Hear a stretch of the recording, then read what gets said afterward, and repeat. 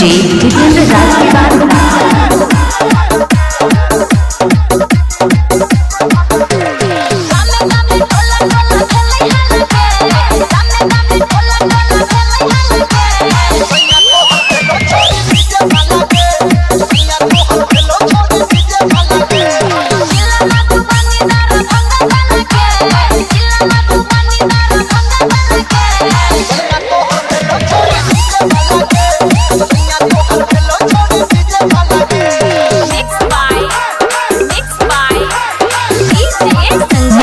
DJ Jitendra Raj Rajnagar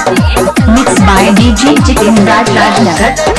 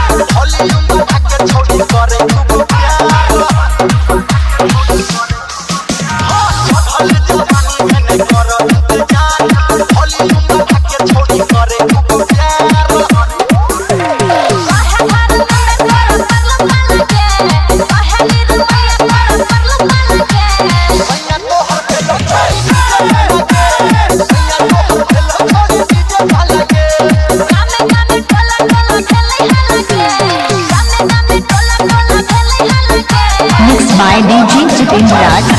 mixed by DJ Jitendra Raj